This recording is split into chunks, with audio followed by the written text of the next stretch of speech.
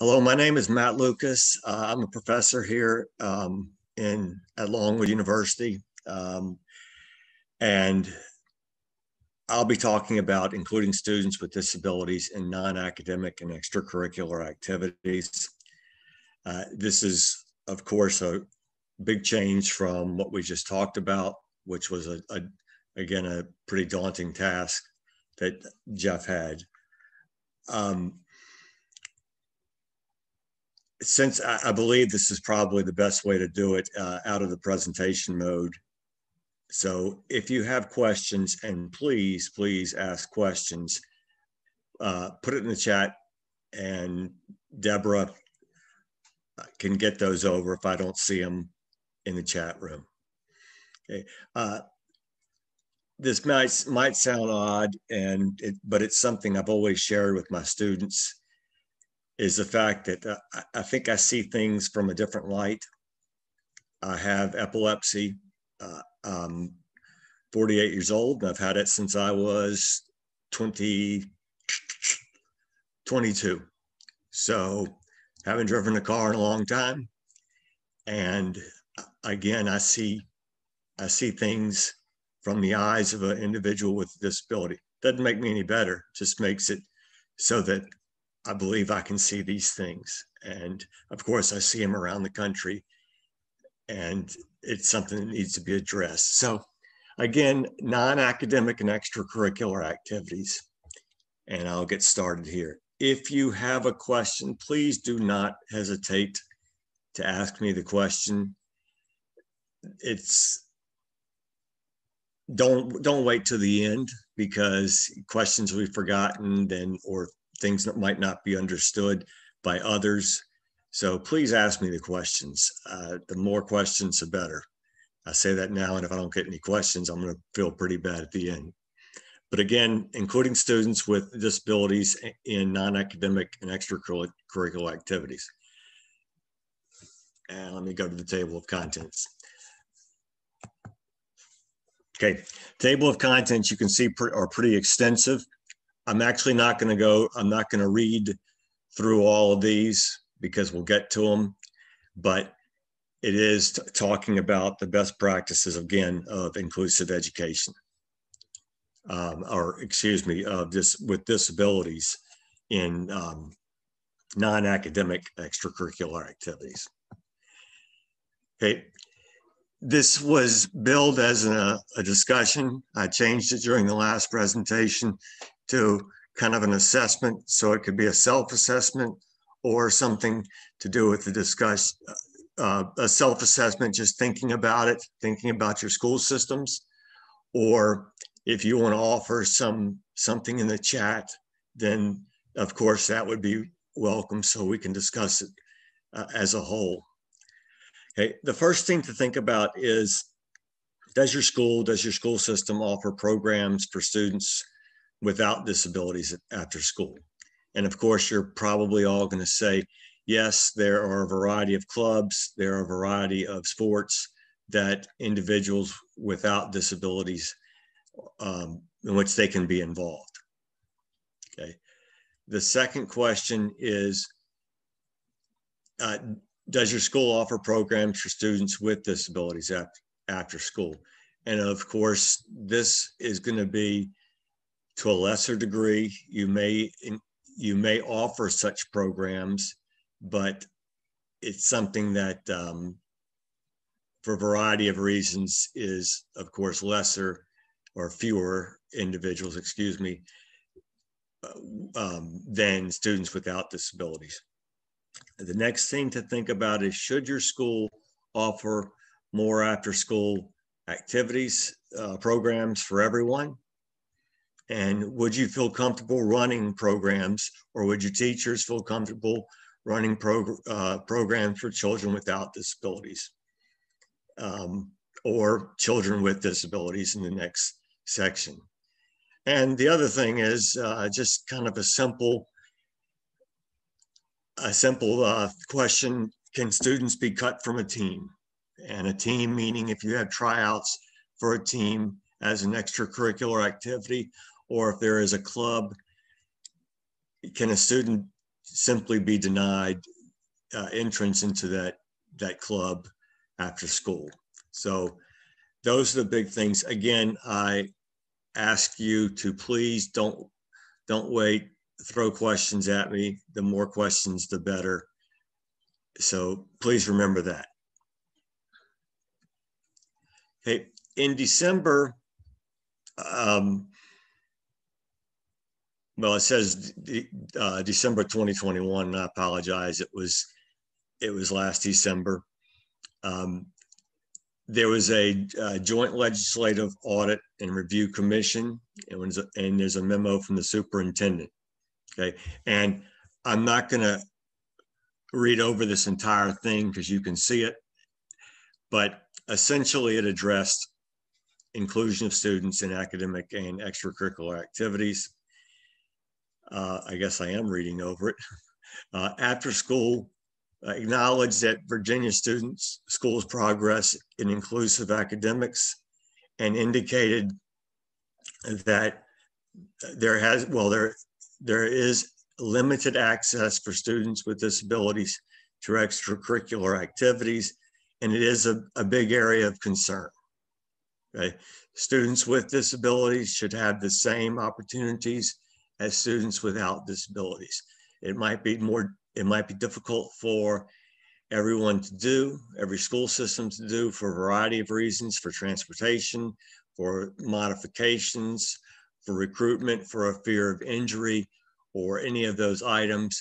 But the report shows that there needs to be more of a focus on students with disabilities in those extracurricular activities.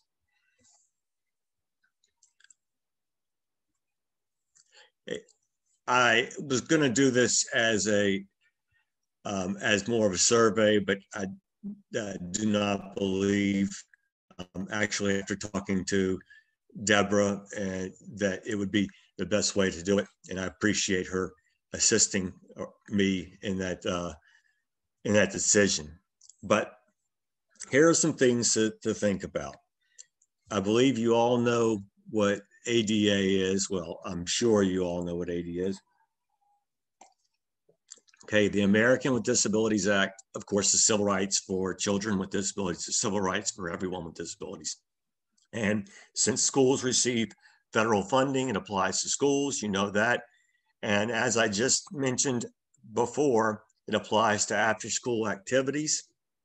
And of course, must be followed by anyone that receives any federal financial aid and other items, including in a workforce that has more than, I believe, 20 individuals working there.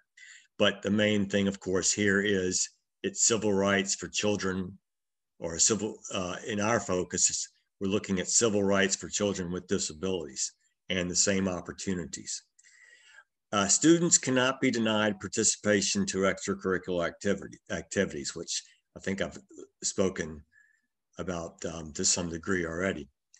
IDEA, Individuals with Disabilities Education Act, requires the development of an individualized education program, of course, an IEP, for all students found eligible for special ed services.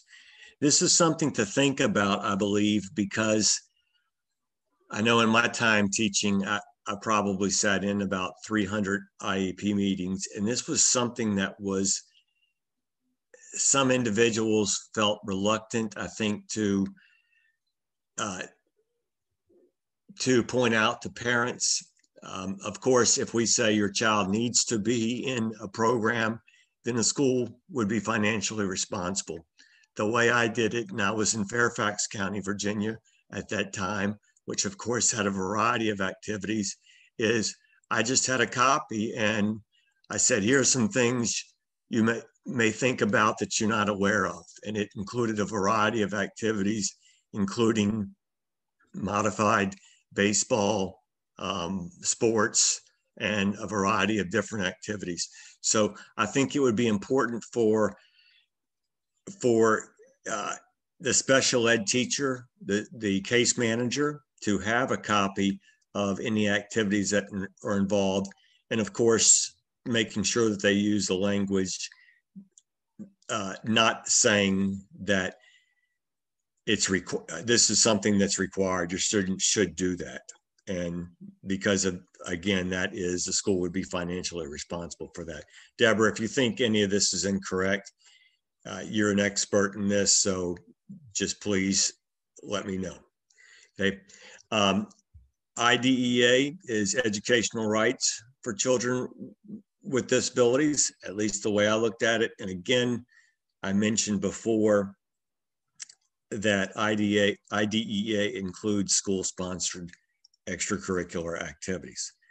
Okay, as I mentioned before, this is a discussion, and with the discussion, I'd like to see if anyone has any comments or questions related to this. And I don't see any in the chat, so I'm going to continue.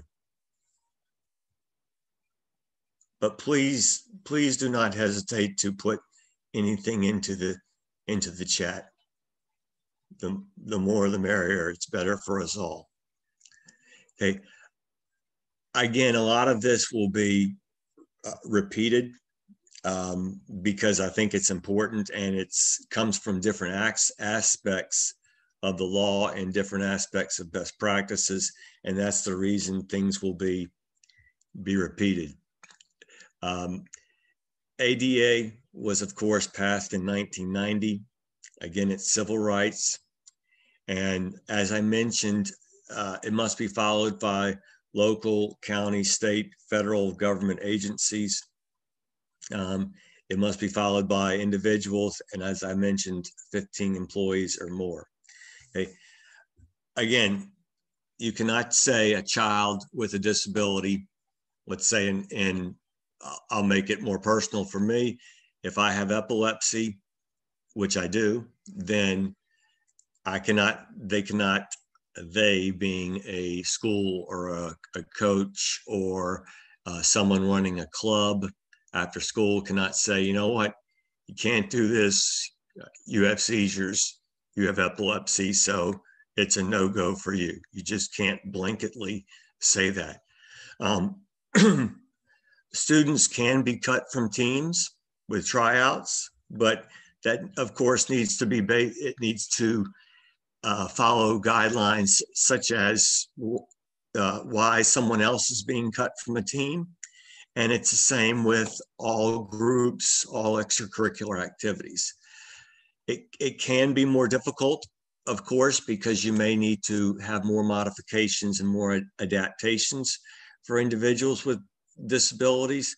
But if it's a school-sponsored activity, then any of those programs need to be made accessible for an individual with disabilities. Okay. Students, again, can be cut from a team if their skill level is not at the ability to do that, to participate. And again, I've repeated it, but there is a big need for extracurricular activities for children with disabilities. And the need is, of course, for a variety of reasons. One thing is just the social aspect of, and I'll mention this later, but why wait? Students with disabilities often are not socially included in school settings, and that's something that we need to really address, okay? Because social development, of course, helps identify, give the child a personal identity, a sense of the way things are done, simple friends, having friends. Just give a little personal story.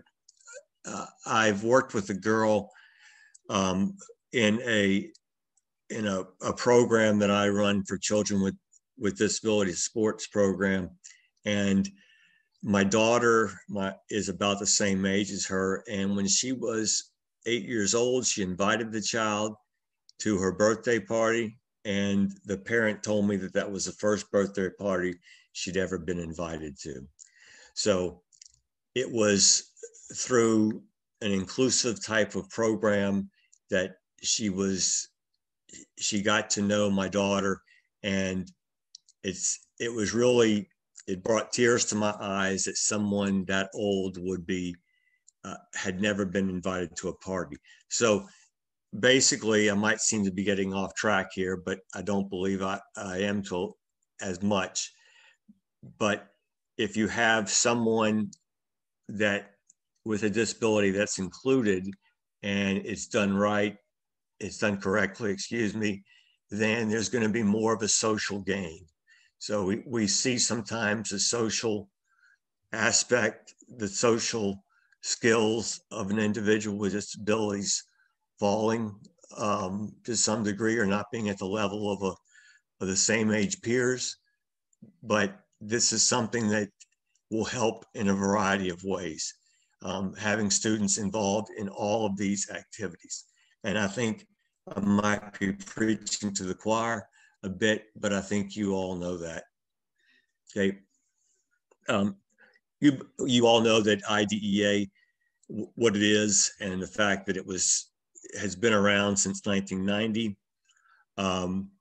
And the third bullet point, which I've mentioned, is the fact that IEPs do cover extracurricular activities, but only when it comes to school-sponsored activities. So in an IEP, in an individualized education program, it is important to write goals as to the fact that a child will be involved in an extracurricular activity. It might be something that a teacher may need to develop. It may be something which I'll talk about in a few moments. It may be something that can be easily modified. But this is the nuts and the bolts, is the fact that because of the law, well, I think because of the social development, just because of the ethics behind it all, we need to include everybody. We must make equal opportunity for students to participate, okay?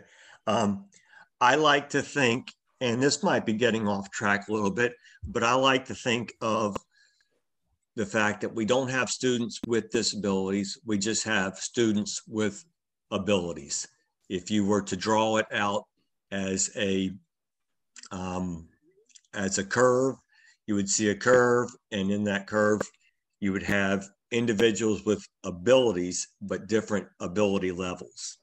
So even the term disabilities is something that gets me sometimes, but you can see I can use it. We all have different abilities, and we all can participate in some manner. Okay.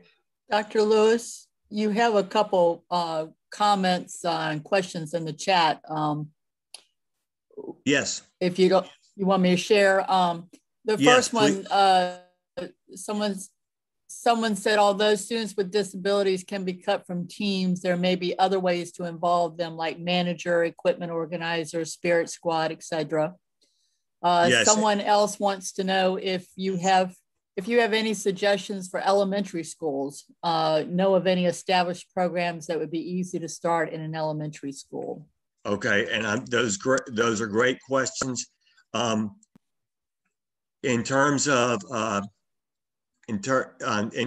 cutting students with disabilities, there are a variety of ways, and I'm going to mention some of those ways in which a student with a disability can be involved.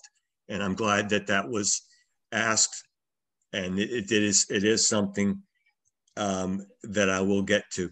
Deborah, can you repeat the second question or the second comment? Yeah, do you have any suggestions for elementary schools? Know of any established programs that would be easy to start in an elementary school? Yes, I do, and I'll just answer that question right now.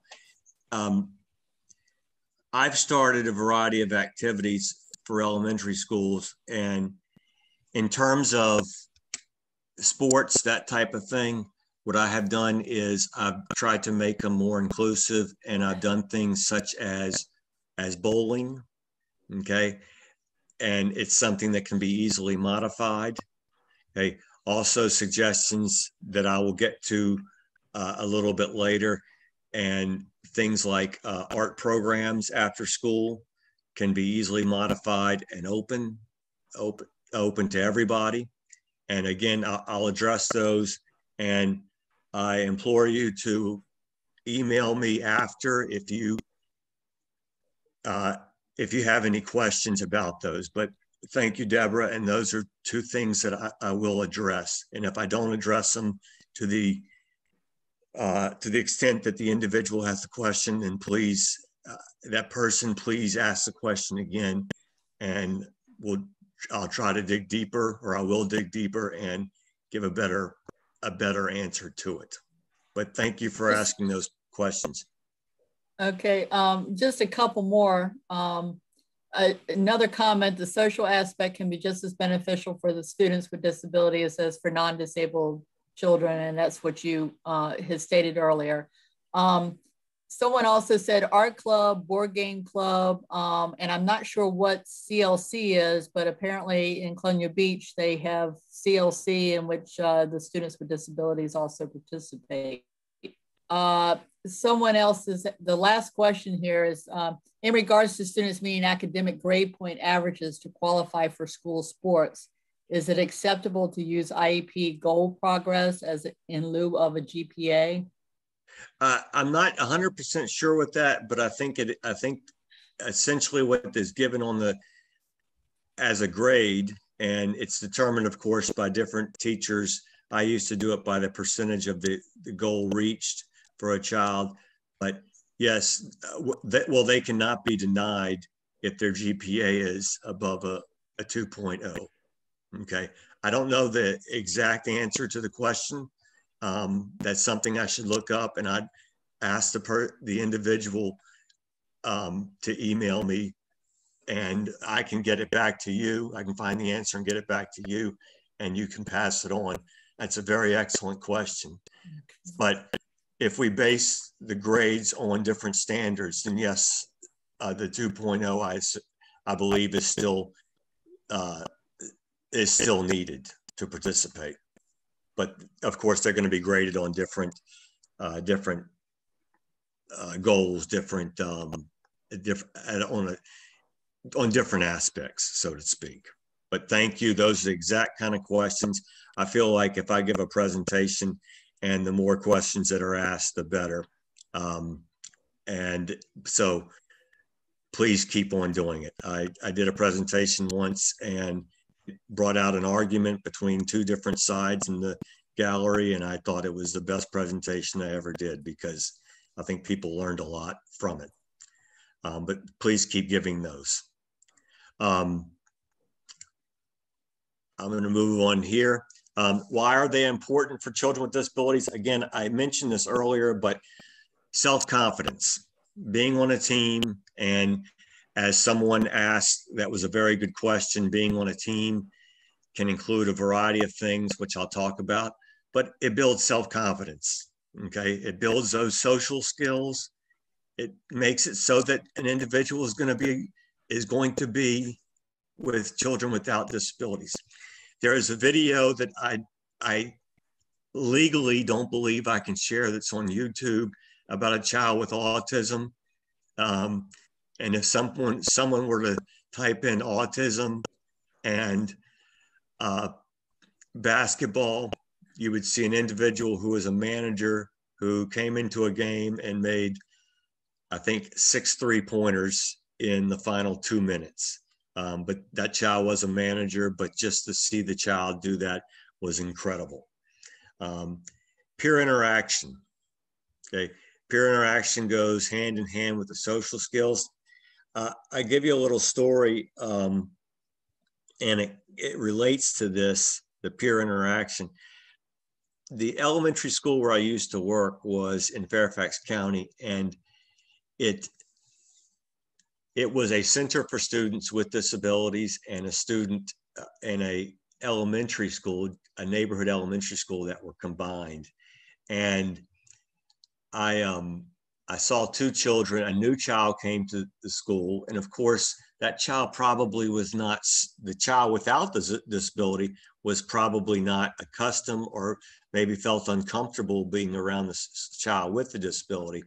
And on the first day, I saw that child go, and he made fun of the child with the disability. And I stood back for just a second, and I watched one of the peers come up, and he said, that's my friend. If you mess with my friend, I'm going to. And he said something that was inappropriate, but I went to him, and he thought he was in trouble, and I gave him a high five, and I said, hey, what you did was great. Use different language. And what I saw at that moment is that child in elementary school he was supporting, he thought of that child with the disability as just like any of his friends. And you can see how being with people, we're afraid of people we never interact with. And if that child had interacted for a long time had just grown up, and that child was just another child with different ability levels. Again, we're all on different ability levels. And so that child was one that he was just thought of as a friend. He didn't have a disability, he had an ability level. And I'm sorry for getting off track, but I think that makes that point. The peer interaction, the emotional skills. Okay, again, we're all on different ability levels. And I was at a softball game last night for my youngest child, and to see a team eliminated from a tournament, the emotional skills is something that it's learned. It has to be, you have to see other people. You have to learn. Socialization is learning to behave, discovering how the culture around you believes that you should behave. And just seeing children without disabilities, of course, they had a difficulty dealing with the situation, but it's going to make them stronger because, of course, we do not succeed a lot in life. And it's emotionally, it can be difficult for us, but I think that it's something that all children must learn.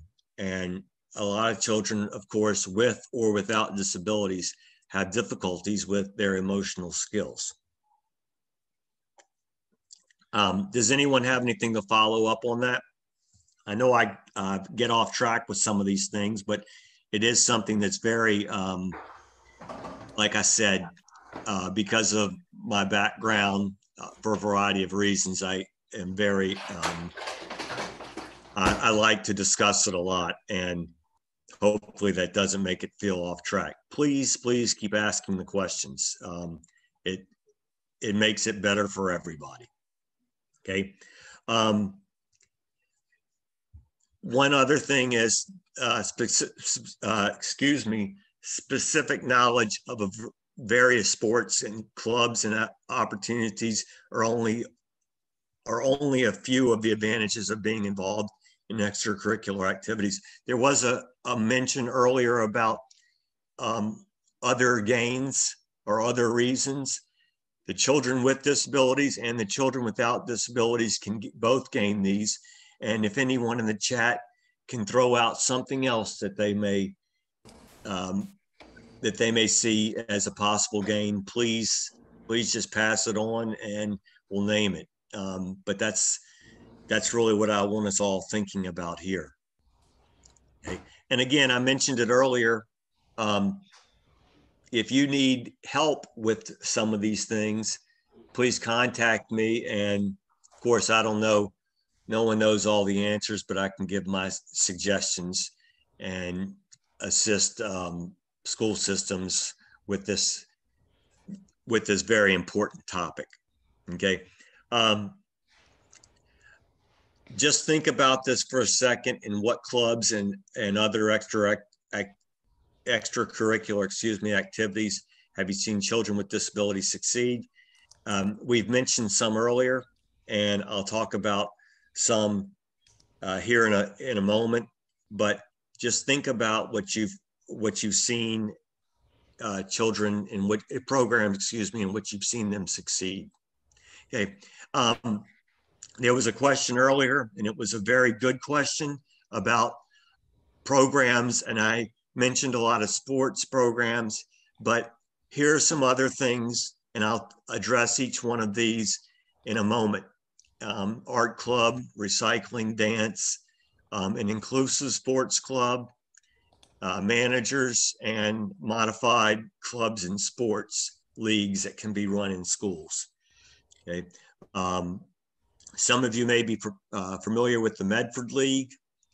It's basketball for individuals with disabilities. I know that in Prince Edward County, we have it, and they play other schools. It's for, of course, individuals on the higher spectrum of, or the higher spectrum of individuals with disabilities, but it's something that's incredible. If you have a question about the Medford League or how to start one, then I'm your resource to go to, or I am a resource to go to, and I will help you in any way that I can. Okay, art club. It's a sin here that there's a lot of words, and I know there's a lot of words on a lot of presentations, but I can just tap into some of them. Okay. You can see that you need to make sure the child, one of the things is the materials are comfortable for the child, which may mean for a child with autism, they may not like the feel of a certain pen, a certain brush. So it's something that can be used. We talk about the fact that a lot of teachers use something like a ball just to squeeze on, and it often helps individuals that are stressed, that have disabilities because of the stimulus, especially autism. Using clay to form images is something that's very important. Of course, the verbal explanations and directions. It shouldn't be any different if a general ed teacher or someone after school is giving instructions. They should be addressing the visual, the auditory, the kinesthetic, all types of learning. So if you address it in different ways, because we all learn differently, then hopefully it would be addressing it for a child, let's say with a hearing impairment, if you showed something visually, but also if you discussed it, then it might be a problem for someone with a hearing impairment. So the more instructional techniques you use, of course, the better. Okay.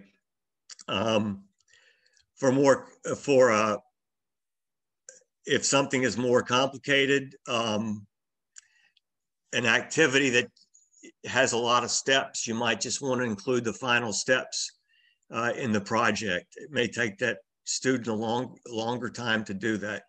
Of course, praise the work and the feedback. Again, this is just good teaching, and I know it's a club, but it's good teaching. We should be giving specific feedback to everybody. And again, like I said, I think we're all on a different spectrum and we all learn differently. And that's for individuals without disabilities and individuals with disabilities. Try to do things like have a t-shirt made for individuals in a club. And again, this club can be inclusive, and things such as a field trip would be very important for individuals with or without disabilities. Okay, I kind of throw everybody in the same boat. Okay. Another thing is a recycling club. That's something I've seen in schools, and you can read here. I know my students don't like it when professors read off the screen, which I've done to some degree here. But a recycling club is a great program that it can be inclusive. It can be a child with disability with some supervision. Okay. And again, why not make it inclusive? okay? Have t-shirts made for the group, allow students to celebrate their contribution, their accomplishments. And I believe there was a question earlier in terms of elementary school. I think this would be a great thing to do. Open it up for everybody. Applaud the people that are doing it. Recognize everyone who's doing it. Of course, not just the child with a disability. Recognize everybody that's participating. And I think it's a perfect way to do it. And if you again have questions about this, please let me know and I can give you some ideas.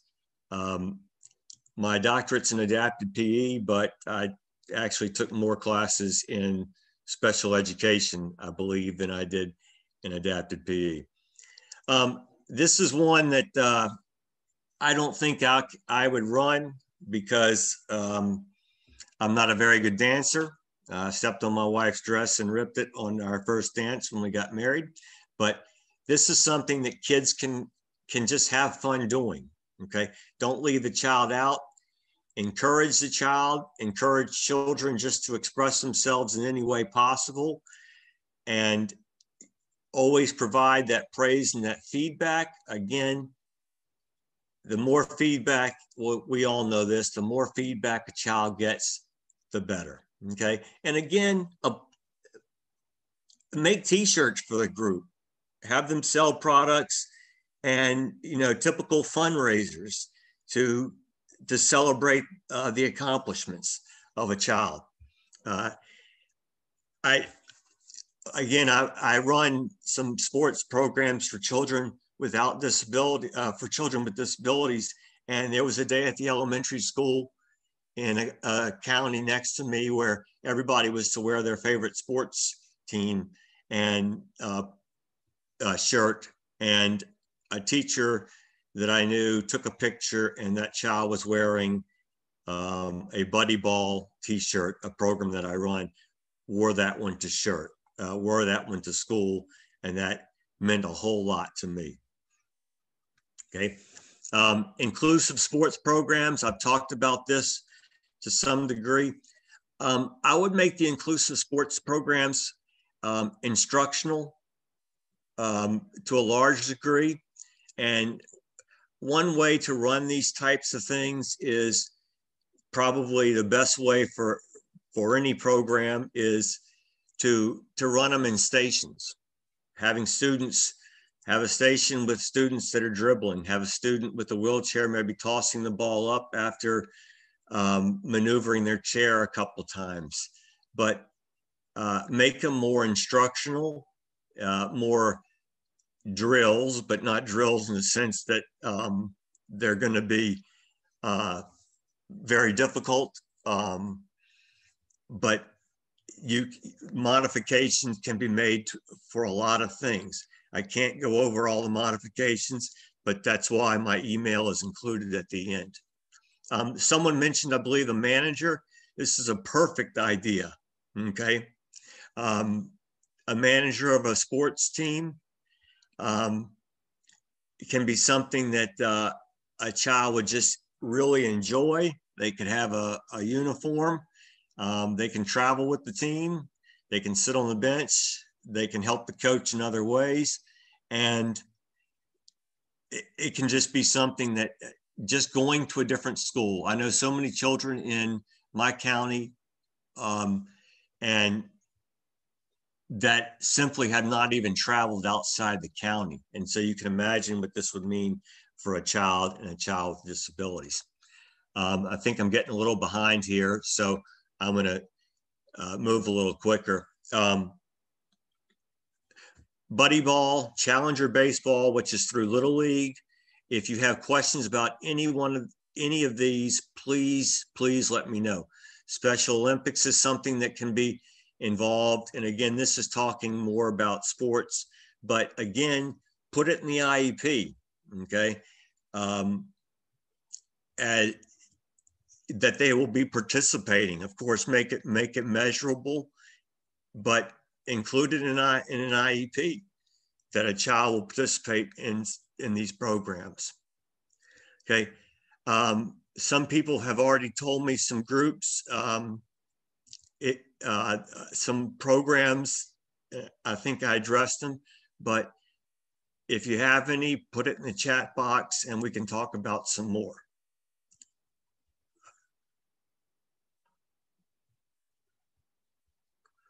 I'm sorry, I was reading what I just said.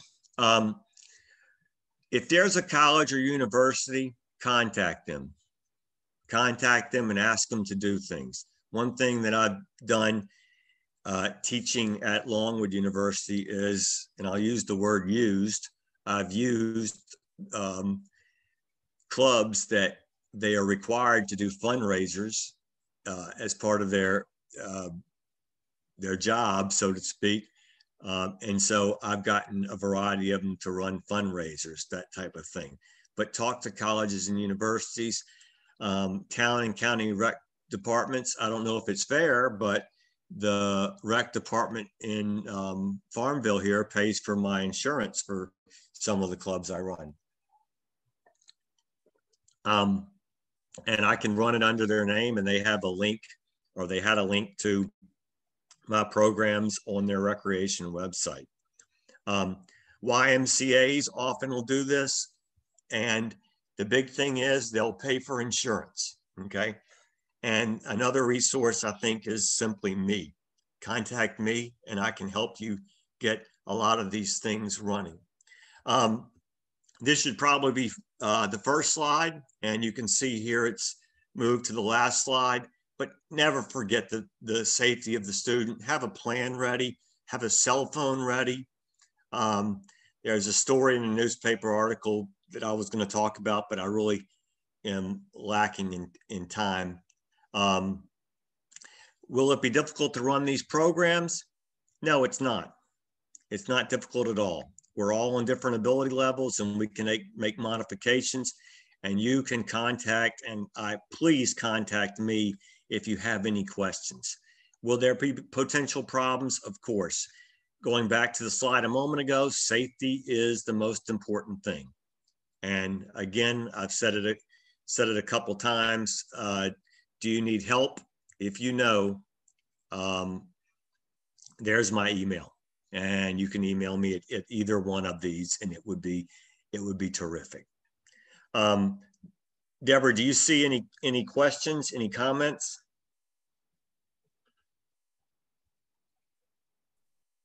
No, I do not. And your PowerPoint, I've had questions though asking if your PowerPoint was going to be available for folks, and I believe you're going to be uploading that to a Google Drive that we have for them. Yes, I will. And okay. Also, if they need it individually, they can email me, and I'll do that. So okay. Either way, I'll email it to you, Deborah. But I implore you to please contact me. I'm not saying I'm the expert, but I can get things running. And as that memo from the superintendent said, we need to get children involved. We need children with disabilities involved. It's good for everybody, period. And I thank you for your time. I thank you for listening. And I hope to see comments and questions. I hope to see questions come to my email because we can get this done.